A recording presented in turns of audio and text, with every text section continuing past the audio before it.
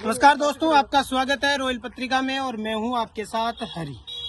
और आज हम राजस्थान यूनिवर्सिटी में खड़े हैं और यहाँ पे एनएसयूआई के कुछ कार्यकर्ता हमारे साथ मौजूद है जिनसे हम बातचीत करेंगे। हाल ही में भारत के प्रधानमंत्री नरेंद्र मोदी द्वारा एक बयान दिया गया, उस बयान को लेकर आज हम बातचीत करेंगे और वो बयान भी आपको मैं बता देता हूँ।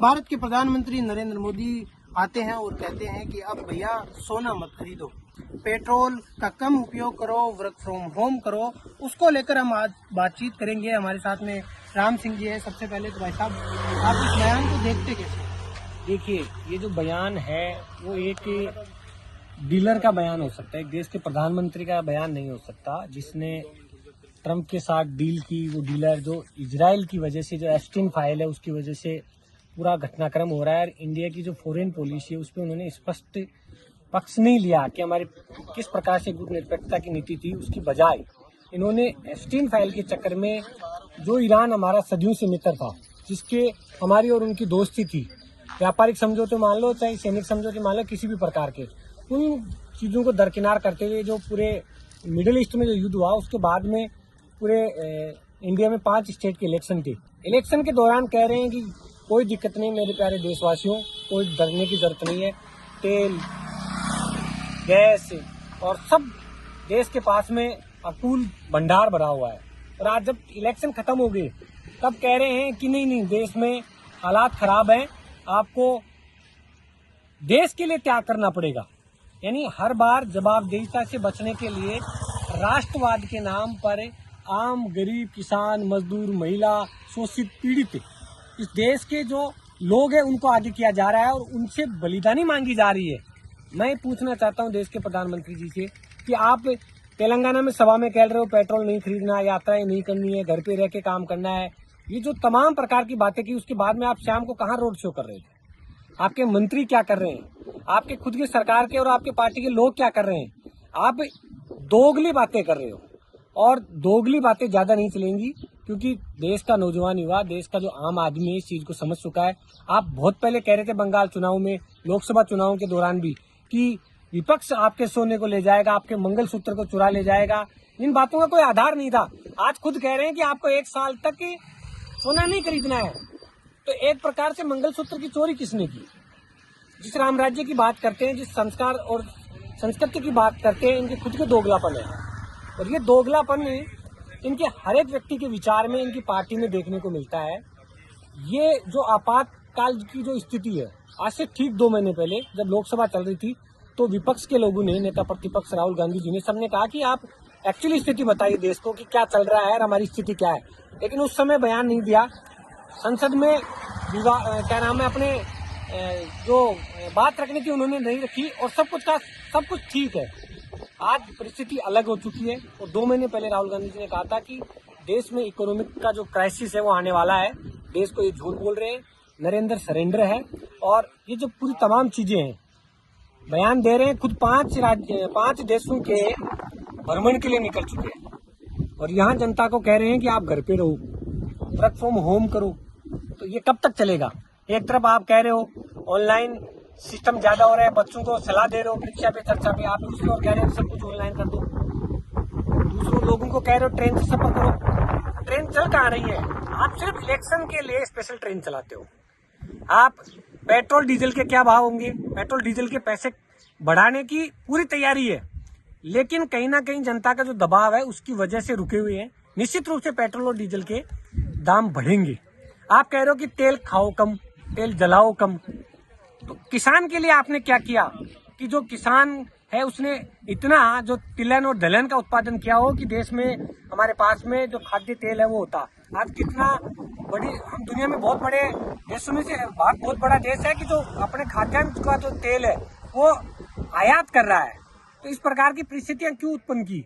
सिर्फ इस देश में कुछ पूंजीपति लोग, अडानी, अंबानी, जिस प्रकार से अंग्रेजों का राज पूरी दुनिया में ईस्ट इंडिया कंपनी के माध्यम से हुआ था, उस नीति पे चल रही हैं।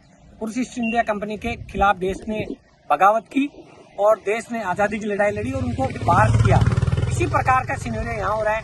नीट का पेपर आउट हो गया, 2024 में आउट हुआ, 21 में आउट हुआ। सीबीआई जांच की उन्होंने मांग करी। सीबीआई जांच की, कितने लोगों को गिरफ्तार किया बताओ तो सही थोड़ा सा। जो लोग एनटीए के जो निदेशक थे उनको आपने उसके बाद में क्या पद दिया? आप तो प्रोत्साहित कर रहे इस प्रकार की चीजों को।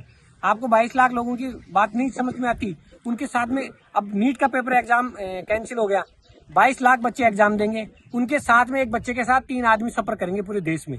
लगभग 1 करोड़ से ज्यादा लोग घर से बाहर निकल के सफर करेंगे, तो पेट्रोल डीजल नहीं चलेगा क्या? सार्वजनिक प्लेटफॉर्म की जो पब्लिक ट्रांसपोर्टेशन है उसकी क्या व्यवस्था है? आप जयपुर में हालात देख लो, कहाँ है सिटी बस, कहाँ है ईवी की बसें, कहाँ है? हर आदमी निजी साधन लेके जा रहा है। और फिर आप राष्ट्रभक्ति के नाम पर, देश को विकास के नाम पर, देश के नाम पर आप बलिदानी मांग रहे हो लोगों की। और लोग यहाँ से बाहर जाके इनके मित्र और इनके मित्र के बेटी और बेटियां 200-200 करोड़ रुपए का हार पहनते हैं, एक कंपटीशन होता है उसके अंदर। तो आप देखिए ना किस प्रकार के हालात कर रखे हैं। ये देश में आर्थिक आपातकाल की स्थिति है अघोषित रूप से। जी, अभी राम सिंह जी से बात की और अब मनमोहन हमारे साथ जुड़ चुके हैं, हम उनसे भी बातचीत करेंगे। अभी बातचीत हो रही है मोदी जी का बयान, उसके बाद उनकी विदेश यात्रा काफी चर्चाओं में है, उसके अलावा उनका रोड शो। और अब क्या इस बयान के बाद महंगाई बढ़ने के आसार है? क्या रोजगार को जो खतरा है वो पैदा हो सकता है? देखिए, मोदी जी की नज़र में सिर्फ देशभक्ति वो रह गई है जो देश के लिए त्याग कर दे। अगर मोदी जी कहेंगे कि भाई देश के लिए, देश की सेवा तब मानी जाएगी आप खाना छोड़ दो और भूखे मर जाओ, उस तरह की बात करते हैं जो उनकी कोई सेंस नहीं है, कोई पग नहीं है। इस तरह की बात करके देश को गुमराह करने का काम मोदी जी के द्वारा किया जा रहा है। उनके काफिले में 100-100, 150-150 गाड़ियां जाती हैं। उनके खुद के मंत्री 200-200 गाड़ियां लेके काफिले घूमते हैं और दिखाते हैं कि लोगों के हम तो ईवी के रिक्शाओं में घूम रहे हैं। तेल तो वो बढ़ा रहे हैं और जो तो सरकारी तेल बढ़ा रहे हैं। तो इस तरीके से जिस प्रकार से मोदी जी गुमराह करने की कोशिश कर रहे हैं भारत की जनता को, वो सरासर अन्याय है देश के साथ। और इसके खिलाफ हम सख्त से सख्त उनके विरोध में हैं और इस आपातकाल के विरोध में हम लड़ाई लड़ेंगे। धन्यवाद। अच्छा, इसके अलावा हम बात करते हैं, नीट एग्जाम की बात हुई। नीट एग्जाम रद्द हो गया है, उसकी जो पूरी बायोडाटा भी आ गया, आगे एग्जाम होने की बात हो गई है। ऐसा ही भर्ती का भी पेपर रद्द हुआ था, उसको लेकर कांग्रेस क्यों बात नहीं कर रही है? उसको लेकर एनएसयूआई क्यों बात नहीं करती है? एनएसयूआई हर तरीके से बात कर रही है। ऐसा ही जो भर्ती हुई थी उसमें भारतीय जनता पार्टी के कुछ चुनिंदा लोग थे जिन्होंने घोटाला किया और जो पकड़े में आए। आज जब नीट का पेपर हुआ है, नीट जो कि देश का सबसे बड़ा पेपर है, एनटीए जो नेशनल टेस्ट एजेंसी करवाती है, उसमें 600 अंक का जो पेपर है वो एग्जाम लगने से पूर्व भी अगर मार्केट में आ चुका है, तो इससे बड़ी देश की विफलता नहीं हो सकती। जो देश में सबसे बड़े लेवल पे जो बैठे हैं, जो पेपर करवा रहे हैं, जो बच्चे, लाखों बच्चे, करोड़ों बच्चे जो मेडिकल का सपना लेकर पढ़ाई कर रहे हैं, 1-2 साल से लगे हुए हैं, कोचिंगों में पैसा दे रहे हैं, उनका भविष्य बर्बाद हो चुका है। जब नीट जैसा बड़ा पेपर कैंसिल हो सकता है तो ये बिल्कुल सरकार की विफलता है। जैसे कि आपको पहले बताया, बंगाल चुनाव से पहले सरकार ने कहा कि तेल को कम नहीं, ज्यादा नहीं होगा, पैसे बढ़ेंगे नहीं है, गैस में कोई कमी नहीं आएगी। लेकिन जैसे ही बंगाल के चुनाव है और रिजल्ट आया, उसके बाद मोदी जी के बोल बदल चुके हैं।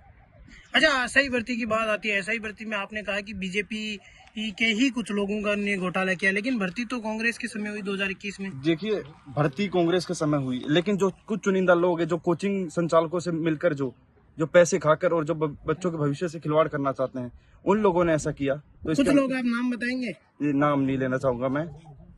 ठीक है, धन्यवाद। तो ये थे हमारे साथ में एनएसयूआई के कुछ कार्यकर्ता, जिनसे ढेर सारी हमने बातें की कि नरेंद्र मोदी के उस बयान पर भी बातचीत हुई है और हमारी जो नीट और जो एसआई भर्ती है उसको लेकर भी बातचीत हुई है। हमारे साथ में एनएसयूआई के एक और कार्यकर्ता जुड़ चुके हैं, हम जिनसे बात करेंगे। भाई साहब, अभी हमने बात की है कि एसआई भर्ती की, और ये कह रहे हैं कि भैया कुछ बीजेपी के लोग हैं, उन्होंने ये घोटाला किया, कुछ कोचिंग माफियाओं की बात की है। तो एनएसयूआई के पास कुछ सबूत है, कुछ नाम है, कुछ तथ्य है? सबूत तो जब तो कोर्ट ने रद्द कर दिया, सबूत के बिना थोड़ी। नहीं, आप बीजेपी का नाम ले रहे हो ना, उसके बीजेपी के लोग इसमें शामिल थे और कांग्रेस ने इसकी मजबूती से लड़ाई लड़ी, सुप्रीम कोर्ट तक लड़ाई लड़ी, इसको रद्द करवाया। हमारी सरकार चली गई नहीं, सरकार से रद्द कर देते हैं। लेकिन धरने पे तो हनुमान बेनीवाल, किरोड़ लाल मीणा बैठे थे, कांग्रेस का तो नहीं, ऐसे थोड़ी होता। सब लोग कर रहे थे अपने अपने प्रयास, कोई धरने के माध्यम से, कोई प्रदर्शन, कोई और, सब तरीके से प्रयास चल रहे थे। कोर्ट के हिसाब से चल रहा था, सब तरीके से चल रहे थे। अच्छा, 2021 में घोटाला हुआ और उसके बाद में 2023 तक सरकार थी, लेकिन तब रद्द नहीं करवा पाए, और उसके बाद में क्रेडिट लेने के लिए आप कह रहे हो कि हाँ भैया, क्रेडिट हमें लेना होता तो पहले ही रद्द कर देता ना। ऐसा रद्द करना कोई वो थोड़ी मजाक थोड़ी रद्द करना, उसकी जांच करी, सब चीजें जब देखा, समय लग जाता उसके अंदर। सरकार चुनाव आ गए लास्ट टाइम में, इसलिए थोड़ा समय लग गया, न्याय मिल गया आखिर में। समय लगता है। मतलब रद्द हो गई तो न्याय मिल गया हमें। हाँ, ठीक बात है।